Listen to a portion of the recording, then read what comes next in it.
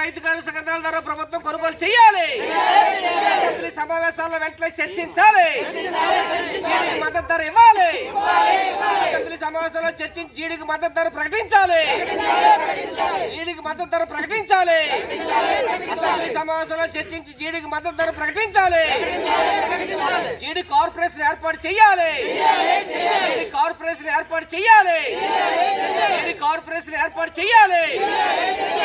జీడి తోటలో తుప్పలు తీసుకునేదానికి ఉపాధి హామీ ద్వారా డబ్బులు ఇవ్వాలి. జీడికి తుప్పలు తీసుకునే దానికి ఉపాధి హామీ ద్వారా డబ్బులు కేటాయించాలి.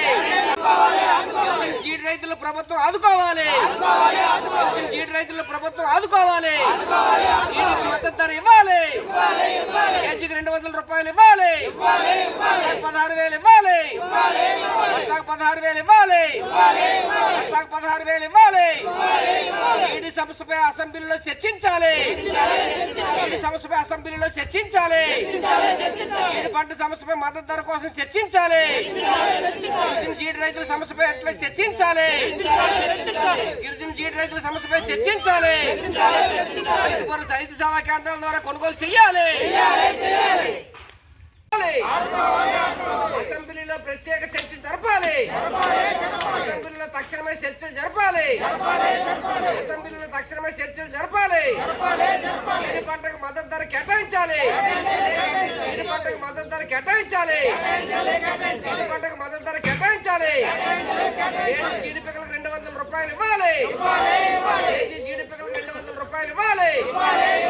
కేజీ జీడి పిక్కలకు 200 రూపాయలు ఇవ్వాలి. రైతు భరోసా కేంద్రాల ద్వారా ప్రభుత్వం కొనుగోలు చేయాలి. రైతు భరోసా కేంద్రాల ద్వారా ప్రభుత్వం కొనుగోలు చేయాలి. జీడి పంటకు ప్రభుత్వం మద్దతు ధర ప్రకటించాలి. జీడి పంటకు ప్రభుత్వం మద్దతు ధర ప్రకటించాలి. జీడి రైతులు ప్రభుత్వం ఆదుకోవాలి. జీడి తోటలో తుప్పలు తీసుకునే దానికి ఉపాధి హామీ ద్వారా డబ్బులు ఇవ్వాలి. జీడి తోటలు తుప్పలు తీసుకునే దానికి ఉపాధి హామీ ద్వారా డబ్బులు ఇవ్వాలి. జీడికి కార్పొరేషన్ ఏర్పాటు చేయాలి. జీడి కార్పొరేషన్ ఏర్పాటు చేయాలి. జీడికి మద్దతు ధర ఇవ్వాలి.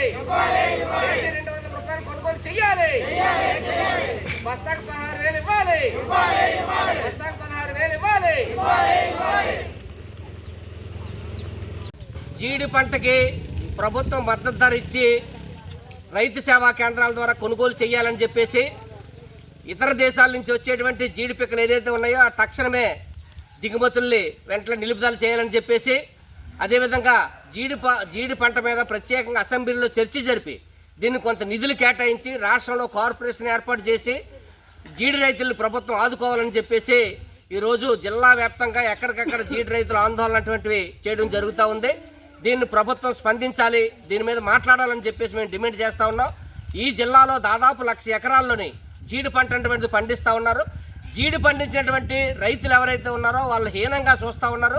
జీడికి సంవత్సరం వల్ల దానికి పెట్టుబడులు పెట్టి తుప్పలు తీసి ఎరువులేసి పురుగు మందులేసి దానికి నానా అవస్థలు పడినటువంటి పరిస్థితి ఈరోజు కనిపిస్తూ ఉంది.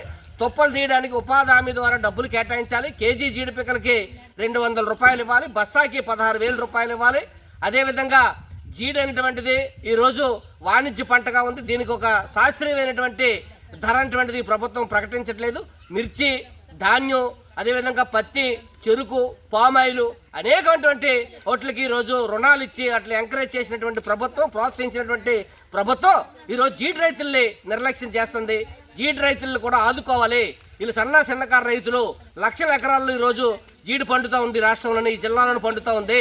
కాబట్టి జీడి రైతుల్ని వెంటనే ప్రభుత్వం గుర్తించి జీడి రైతులకి ఓ శాస్త్రీయమైనటువంటి ధర ప్రకటించి కార్పొరేషన్ ఏర్పాటు చేసి అదేవిధంగా జీడి రైతులకు మద్దతు ధర ఇచ్చి అసెంబ్లీలో చర్చించాలని చెప్పేసి దిగుమతుల్ని వెంటనే నిలుపుదల చేయాలని చెప్పేసి మేము గిరిజన సంఘాలు, వ్యవసాయ కార్మిక సంఘాలుగా ఈ ప్రభుత్వాన్ని ఈరోజు డిమాండ్ చేసి ఈ ధర్నా అటువంటిది నిర్వహించడం జరిగింది. ఇది జిల్లా వ్యాప్తంగా జరుగుద్ది. కాబట్టి రాష్ట్రం అంతా జరుగుతూ ఉంది. ప్రభుత్వం దీని మీద మాట్లాడి వెంటనే మద్దతు ధర ప్రకటించాలని చెప్పేసి మేము డిమాండ్ చేస్తాం.